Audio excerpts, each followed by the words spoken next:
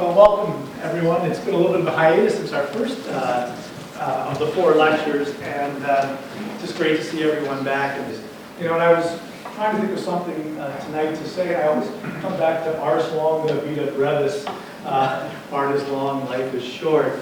But of course, it's a very human perspective, and what we're going to be thinking about tonight is how long some organisms live and how long ago they started their trajectory into the future as a seed, as a small bacterium, whatever it is. And I think Rachel captured the real essence of what it means to actually somehow observe and reflect on an organism, which is really special. Thank you for coming, I was saying, so I'm very pleased to have you all here. So as Ned was saying, I wanted to just tell you some of the stories of my experience with this project instead of just sharing too many specifics about a given organism.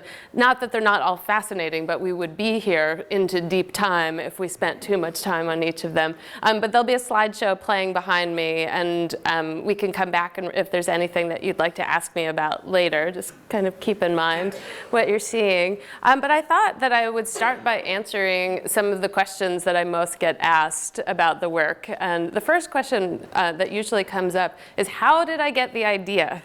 And sorry to disappoint you, there's not some magic bullet that I can give you on how to have a great creative idea. It's a lot of work. So what really happened for me was something of a journey, and it was a literal physical journey, and it was also a creative intellectual journey.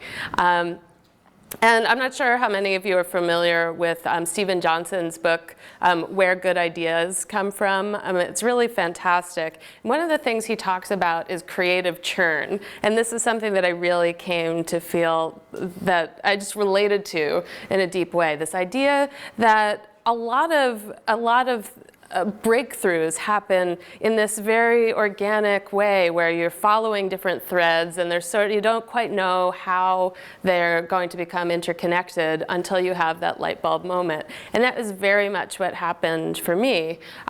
So my background is as an artist, and back in 2004 I just finished an artist residency at Cooper Union in New York City. I just bought a new camera. There's this medium format, 6.7, a Mia 7.2. I still shoot film. So I just bought this new camera, and I got an invitation to go to Japan. And I almost never turned down an invitation to travel. That's a good advice, I think. And so I visited Japan, and I was making a lot of landscape work then that was really trying to address the relationship between humanity and nature. So this has been an ongoing theme for me. I'd started taking photographs when I was probably 8 years old and was taking pictures of trees during thunderstorms. So there was something just innately that attracted me to that. So I was in Japan, and I was visited with some friends in Tokyo. It was weird and wonderful. And then I started traveling on my own, and I thought, I really want to have some sort of adventure. I don't know what it's going to be. Sort of searching for something without knowing what I was searching for.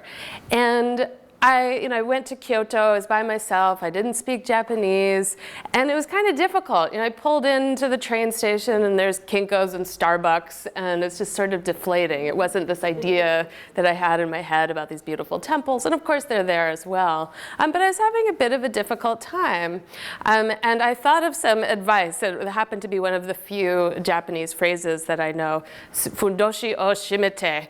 And it literally means tighten your loincloth.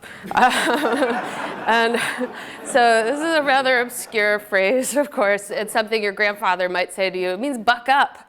And so I was like, okay, I used this a couple of times to great effect in my conversations. Excuse me, pardon me, tighten your loincloth. But I had a couple of conversations where people said, oh, you're interested in nature. You have to go visit this tree, Jomansugi. I said, okay, what's that? I hadn't heard of it before. And it was this supposedly 7,000-year-old tree living on a remote island.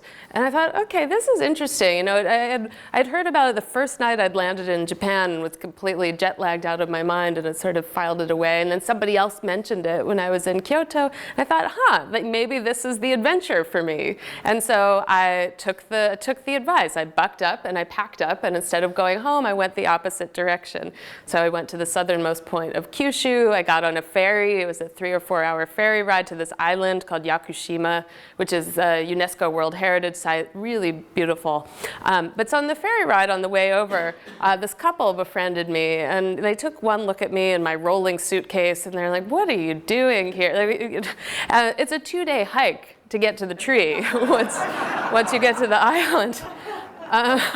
So by the time I'd landed on the other side, I was invited to stay at this Japanese family's home and had this just wonderful transformative travel experience. I felt so richly rewarded for taking this risk. And it turned out that the gentleman of the couple had done the translation from Japanese to English for the plaque for this tree. So they knew it.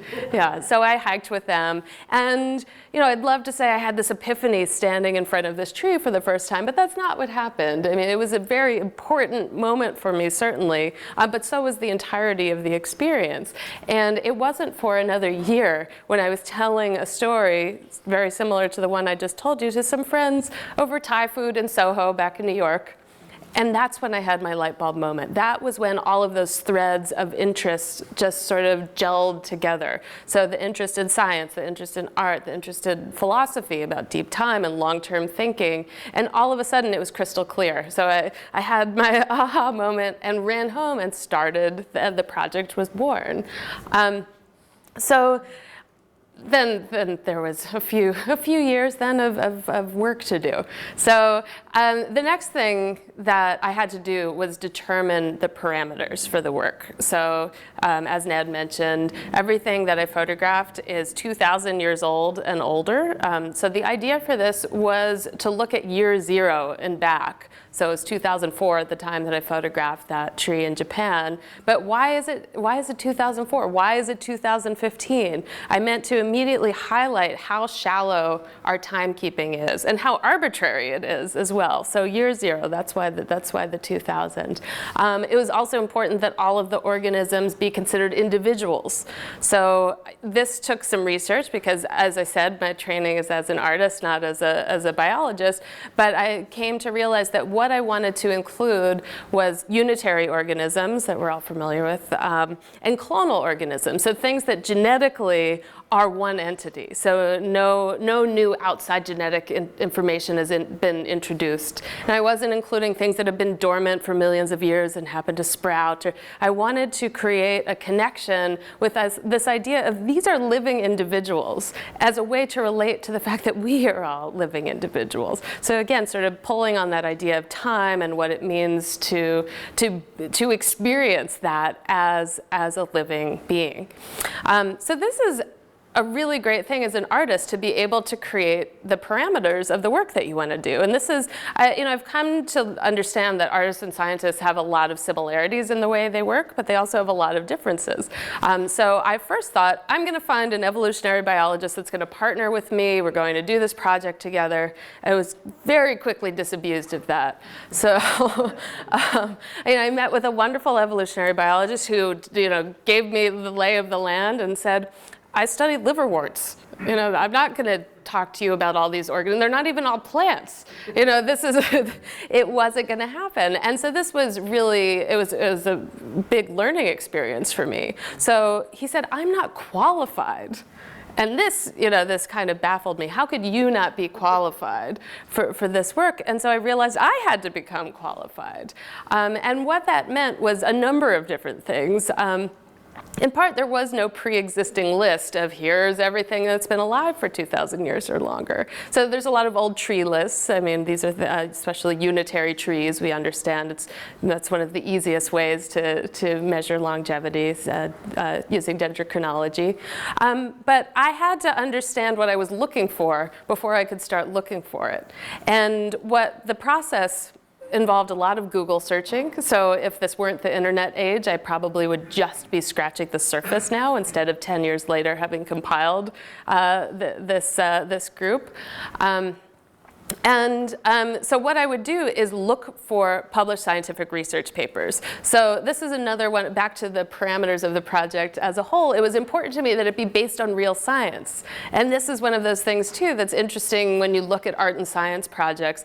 A lot of them, I think they're certainly heading more in the right direction, but you sometimes end up with artists who just get enamored with the scientific tools. It seems, it seems like something interesting to work with, but isn't really bringing something new to the science, and vice versa. Scientists appreciating, making the research look pretty. But this isn't to make a true melding of the two, I think, brings more to the table than the sum of its parts. So it was important to me that I use real scientific data, but that again, that this is all layered. So again, it started it's at its core, it's about the oldest living things of the world. So the idea was central, and all of these other aspects are layered in a sense, or radiating out from it. So the science, the art, there's art objects. So my prints, many of them are 40 by 50, so they're quite large as art objects. There's the core philosophical ideas of looking at deep time and our experience of deep time, and the sort of existential issues that come up in pondering that.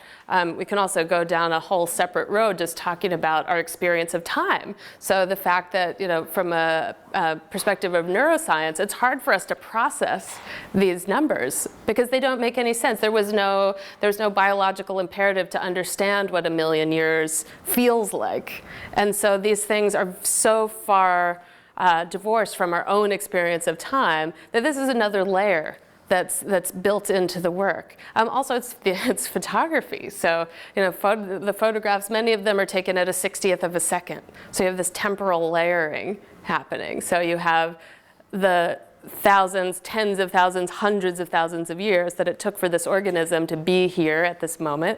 There's the 60th of a second of the click of the shutter. And then somewhere in between there is myself as the artist and everybody else as partaking of the work, somewhere in between that continuum. And you have these slices of time, so you have the geologic and the quotidian all existing in this same breath.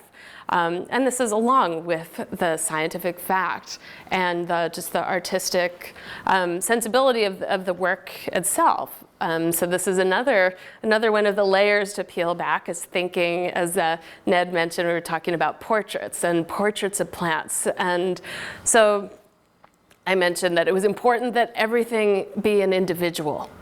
And in order to help create a deeper sense of that, I started thinking about creating portraits as opposed to landscapes. Sometimes it requires a landscape. That's a pretty good portrait. That just speaks for itself. That's a Ureta plant. But by creating this sense of the individuals as a portrait as opposed to a landscape, I'm trying to reinforce the anthropomorphizing of them. So this is something that, again, we have all these complex layers happening, but by creating this relatable story, we can't help but imbue our own human traits on these things about their longevity and their perseverance and these just their capacity to survive these millennia. Also, you can't help but find some of these scenes and these organisms to be beautiful. Some of them are not beautiful, they're quite plain, but there's a really interesting I think there's an interesting moment in thinking about photography of nature, and it's something that has a very low barrier to entry. And it's, in a sense, a very democratic entry point into something that can be really complex. So if you saw this work in a gallery and didn't read about it, didn't take it in other than the visual, you can still get something out of it. It's not meant to be exclusionary in any way. It's really meant to draw you in. And the hope is, once you come in and see that there's a non-threatening image, you might then stop and read the title at the bottom. So you'll notice my handwriting on the bottoms of the works. This is a nod to scientific field notes. It was wonderful today, by the way, to look at some of the old books and slides that have the handwritten notes on them. So this is how it was done. So maybe you understand that you've seen, okay, well, this is in Antarctica. It's 5,500 years old. And then maybe that draws you in further, and whatever direction it does is fine. It's not meant to be prescriptive. It's supposed to tease out all of these various layers in whatever you bring as the audience. So in the book, I ended up writing 30 essays for my 30 subjects. Those, over the course of the 10 years, I visited every continent. I'm pretty tired. And then I have an exhibition as well where I've included the photographs along with some infographics. So I created a taxonomy, the Linnaean taxonomy of all of the organisms that have surpassed 2,000 years. I have a deep timeline that starts before the Big Bang and goes, I think, 2.5 billion years into the future. So, you know, trying to cover my bases there. And, you know, and in the exhibition, I have some of these these infographics on the wall to start to create that relationship, because if you just see the photograph, you're missing the picture. It really has meant to be all of these layers together. And then the third element of the exhibition is a studio and research installation where I've put together for the first time is all the ephemera and the research papers and travel books and, you know, some interesting rocks that I brought back and a little package of my typhoid vaccine and things that, and my x-ray when I broke my wrist in Sri Lanka trying to visit this tree. And my hope is that if whether you visit the exhibition in person or have the experience of reading the book, that all of those layers can come together and include these sort of personal experiences as a way to connect. And, you know, one of the things over the years I've thought quite a lot about is science communication and the roles of artists and scientists working together. And what always it boils down to is having a point of entry, a human point of entry, that there's some way to connect to the material. So I have a few more short questions that I'm often asked, but I would like to also open it up. I'm not sure how we're doing on time. Okay, so I'm going to before somebody asks what the oldest living thing in the world is, I will tell you. It's the Siberian actinobacteria, which you've probably seen flip past. It's the only image that was made under a microscope. It's between 400,000 and 600,000 years old and lives in Siberia in the permafrost. And it was discovered by a team of planetary biologists who were looking for clues for life on other planets by looking at some of the harshest conditions here on Earth. And they found it quite by chance. What's remarkable about it is that it's doing DNA repair below freezing, so it's not dormant like many of these bacteria that we've hear about been brought back to life. It's been living and growing for 500,000 years. And that just also reminds me that, these organisms are living in, many of them live in incredibly extreme conditions. So we have the, high altitudes, low nutrient availability, extreme temperatures. And it's a remarkable thing because there is no area of study in the sciences that deals with longevity across species. You can't help but wonder, what are the connection points? What are the correlations between these? I can't answer for sure, but there certainly seem to be some patterns emerging. I also get asked all the time what my favorite is. And I will not pick a favorite, so I won't even do that. But there are a couple of organisms that have been, that have stuck with me and resonated with me for a couple of conceptual reasons. One are some lichens living in Greenland. This is my favorite statistic of the whole project because they grow 1 centimeter every 100 years. I mean, so it gives me a chill even saying it, because I just think about what if that was what you accomplished in your entire lifespan. Continents are drifting away faster than these lichens are growing. The other thing, as slow moving as they are, they've traveled recently to outer space. So these are the Rhizocarpon geographicum, were recently taken into space by planetary biologists looking for clues to the beginnings of life on Earth, which we know so little about. It's a little bit frightening. So one of the ways that they test these theories is to take these organisms out into space, expose them to outer space conditions. So these lichens were hanging out in space for 10 days, and then they just brought them back down. They were fine. They're like, it's cool, we can take it. And it's just, I just found that absolutely remarkable. And there's another organism that's tied to space and time in a different way, and that's the stromatolites. Maybe we'll flip back to that later. But the stromatolites, is anyone in the room familiar? I know some people are familiar with stromatolites. I see a few heads nodding. So the stromatolites are part biologic and part geologic. I mean, this is pretty amazing in and of itself. So it's bound cyanobacteria. So it's the living bacteria with non-living sediments like silt and sand all combined together. And they often have these great sort of bulbous mushroom forms, and sometimes they're microbial mats. 3.5 billion years ago, they might have been the first organisms living on the planet. We don't know, but there's evidence to support that. The stromatolites perform photosynthesis. So fast forward 900 million years, and they oxygenated our atmosphere. And you look at them and you think, oh, there's a bunch of rocks, but they're alive, and they've now they set the stage for all life to come. I mean, that's pretty remarkable.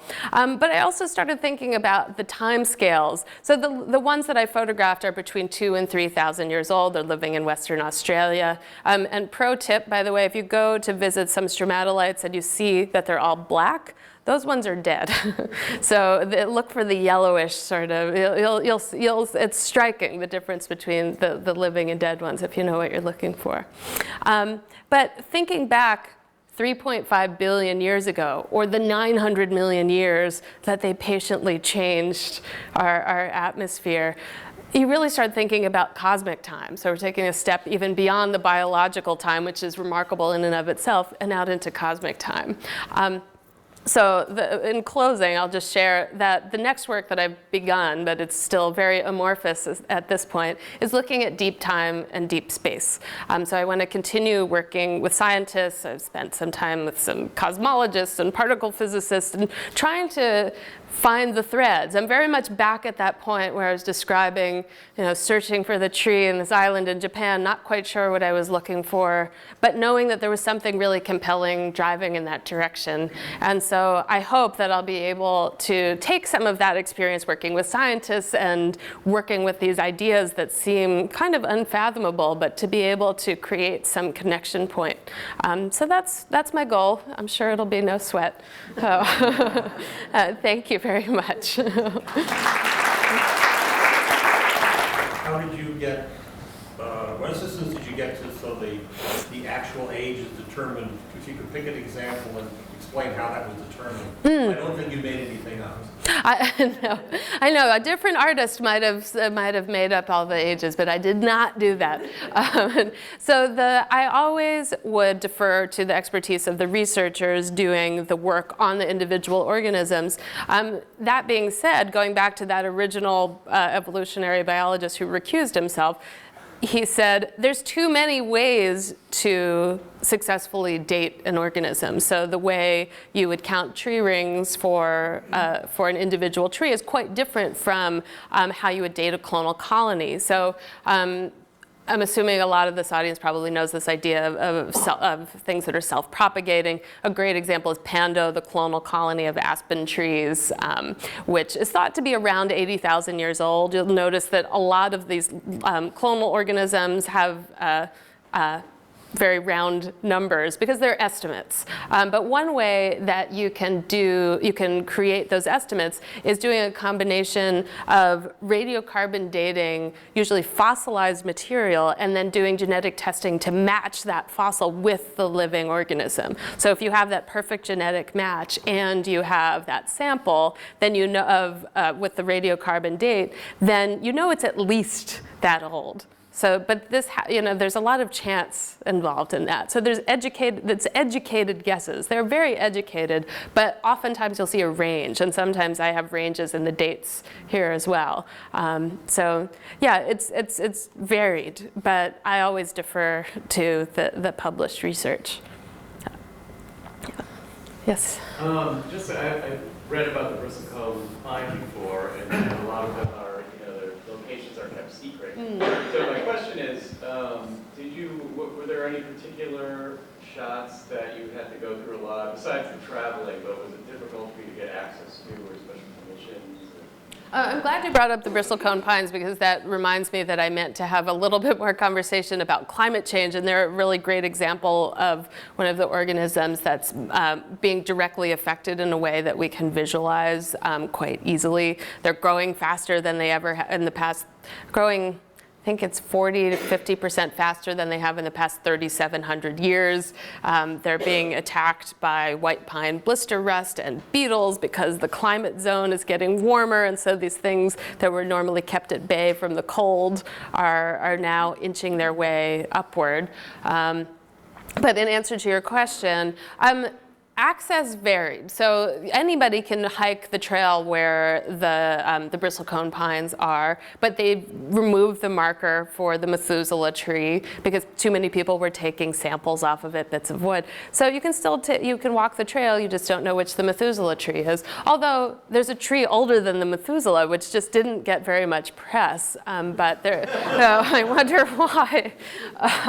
It's also on that trail. So, but they're all remarkable. Most of the trees there are over 2,000 years old. I think I was pretty fortunate in gaining access. Sometimes I had to win the trust of the researchers that protect these sites. Sometimes I'm incredibly general about the locations of certain organisms. For instance, the tree that's on the cover of my book in Sweden, also a great example of climate change. It's essentially a portrait of climate change. It has this mass of branches at the bottom and then the spindly trunk in the middle. So that mass of branches at the bottom was there for 9,500 years, plus or minus a few. The trunk in the middle is around 50 years old. And this is a direct effect of the climate zone getting warmer on the top of this plateau where it lives in Sweden. But when I describe the area, I'm not going to give you GPS coordinates for it, so I just describe the state where it lives. Likewise, there's a eucalyptus in New South Wales in Australia where I can't even tell you what the common name is because that will give you too much of a hint to where it actually lives.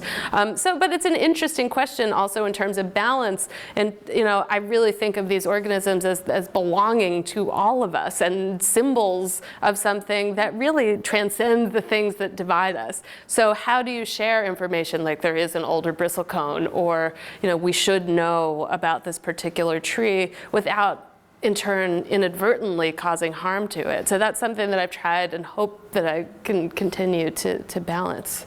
Yeah, so you're right that the bristlecone pines are the oldest unitary organism. There's nothing else that really comes close. The other organisms that are growing, that are living clonally, the idea is that there's no new outside genetic material being introduced. So the bacterium are splitting and multiplying, but there's no new outside genetic material being introduced.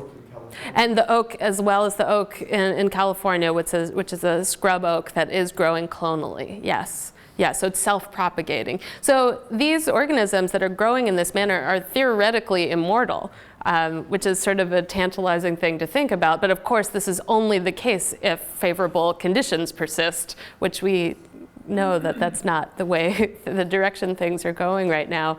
My favorite example of this is there's a shrub in Tasmania called the Tasmanian lomatia. It's 43,600 years old, and it's the last of its kind.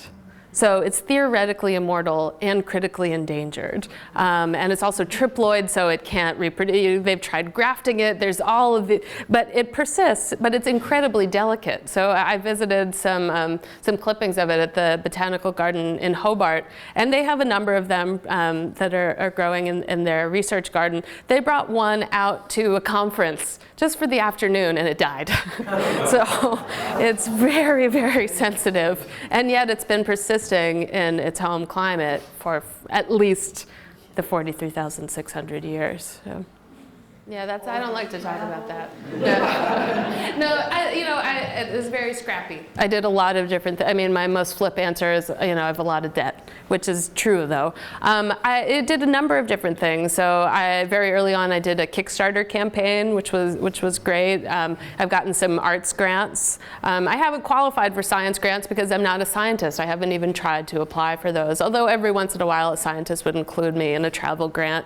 And a lot of it was creating relationships with people. So when I visited Antarctica, I went as a guest researcher instead of paying my way. So there's things that along the way, as the project gained momentum, it helped broaden my horizons and allowed for some of these things to happen. But really ultimately, I couldn't not do the work, so I just found a way. And yeah. Very impressive. Thank you. Yes.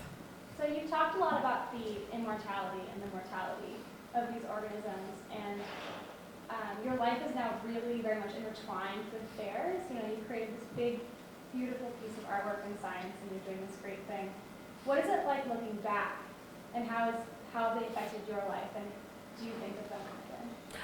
No, it's a really good question. I definitely think that my own perception about deep time and long-term thinking has changed over the years. So it's something that I think intellectually we get it, but there's something about revisiting it again and again, and also knowing that we're all human, so you're going to be pulled away by the needs and wants of the moment. But I think about visiting deep time as like visiting deep water, so you can dive down, you're going to be pulled back to the surface. But then the more often you visit, the easier it gets. And that's something that's sunk in with me.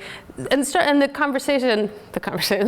monologue in my head is starting to change a bit, and is thinking about the moral and ethical implications of long-term thinking, for instance, and engaging in ways, how do you engage with that on a day-to-day basis? So having a little bit more understanding that, if you think about the long-term impact of any decision you make, no matter how trivial it might seem, it just starts to change your perspective. And I think ultimately, if more people engaged in that it just leads to more sound decision making that is in turn beneficial to everyone around us. So I think that's something that's an ongoing process. But as I mentioned, my new work is about deep time and connecting with this as well. So it really ultimately, that is the subject matter that's resonated most with me. And then also that just brings up, we've lost a couple of the subjects. So of the 30, 2 of them are gone, and that is not a great statistic. One of them was the senator tree, this tree that was 3,500 years old, bald cypress, living in Florida, in Orlando, so this BD, before Disney.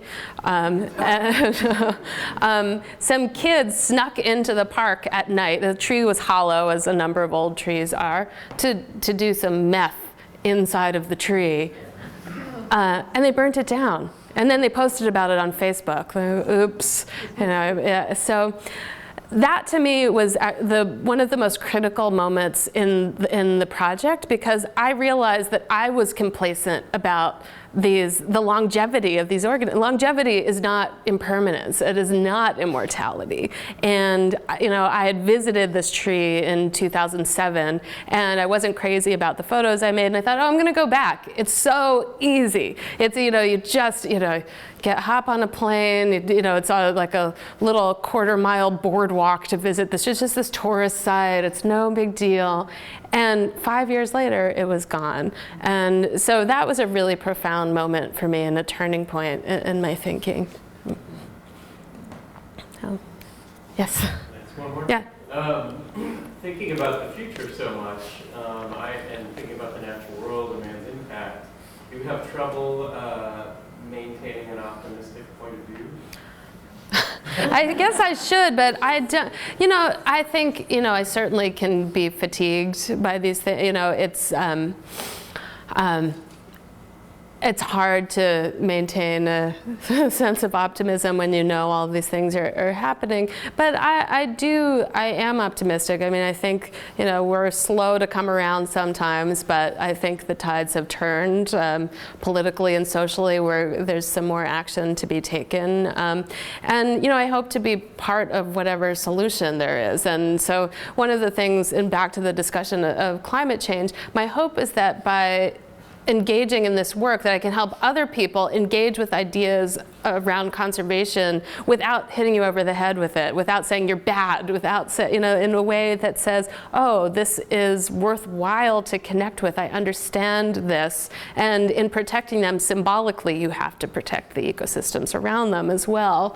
And there's also, you hear about CO2 levels rising, and hear 400 parts per million, and everybody's eyes glaze over. It's very different when you're saying, like, this is a living organism, and how do I relate to it? So my hope is my hope is hopeful.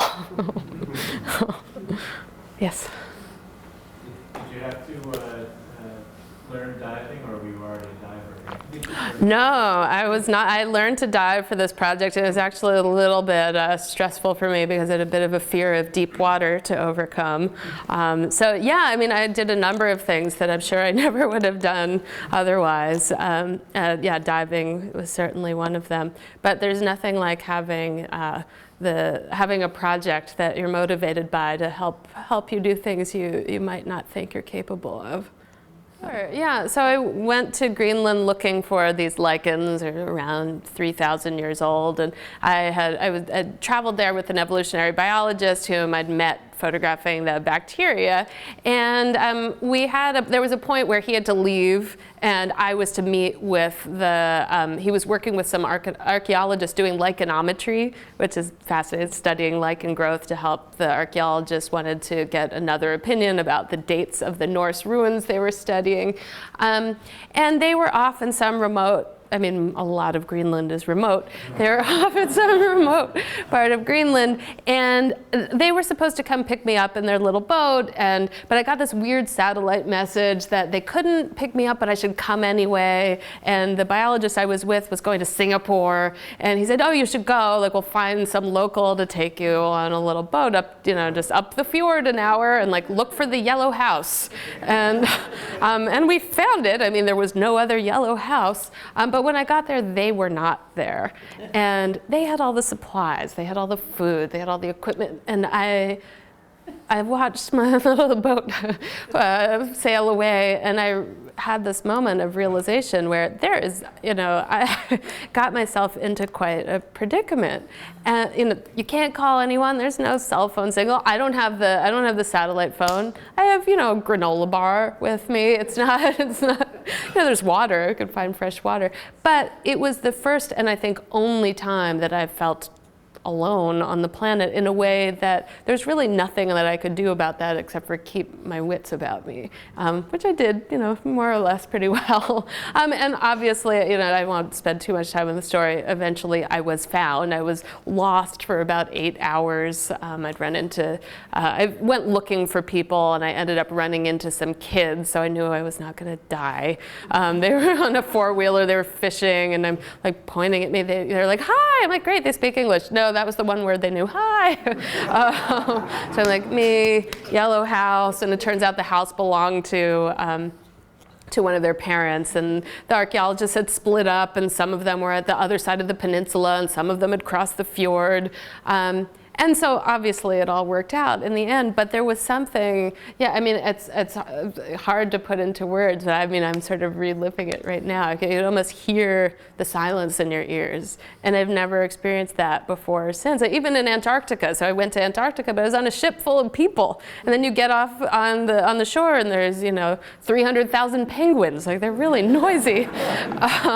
So yeah, that was definitely. it was a lesson for me, certainly, in preparedness and choosing not to depend too heavily on others in wilderness situations. But also, I was really moved by the landscape there, and both there and a couple of other places. So, for instance, South Georgia Island and Namibia, and the places where I felt like you could connect with deep time simply by connecting with the landscapes there, and feeling like there's this window into what the world was like before we were all here. So those I count amongst my favorite memories of the project, really. Yeah. Yes? I have a question. The picture just came up again. Underground forest. Mm. And it looks like just some plants growing in the ground. Are there trees underneath there? So the underground forest, this is actually the other one of my subjects that is no longer with us. So it was bulldozed over to create a new traffic pattern outside the Pretoria Botanic Garden in South Africa. The good news is that it's not the only one. And in a sense, there is an underground forest. The idea is that this area that they live, the Bushveld region, is incredibly prone to fire. So a number of trees there have adapted in different ways, including growing incredibly thick bark and things that will then protect it from the frequent fires. What these underground forests, it's several species of trees and shrubs adapted to just essentially move their whole mass underground. So it's like you're essentially just looking at the crown of the tree above the surface, which is pretty ingenious, really. So then, fire, roars through there. It just, just took a little off the top, and it can grow back. So just another remarkable adaptation that I wasn't aware of, and a biologist who I was working with on the baobab trees in the region told me about them. So, yeah. Well, I'm an atheist, and that hasn't changed. But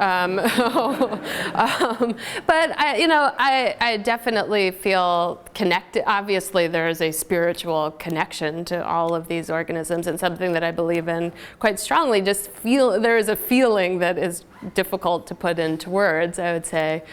So I think it's strengthened that sense of connection and interconnectedness of life, and certainly just again, back to the deep time idea, that understanding that all of our lives are just a drop in the bucket of this giant continuum, and that we should really be making the most of them while we're here. So the exhibit right now is up at Bucknell University, which is in Pennsylvania, so it's not so convenient. Then it's moving to the National Museum of Wildlife Art in Jackson Hole next, so that's less convenient, but I hope at some point it will move back. I'm still working on getting it to travel around more, so I hope that it will land in this area, so I'm sure, and I will keep Ned apprised. And we will get the word out. Absolutely.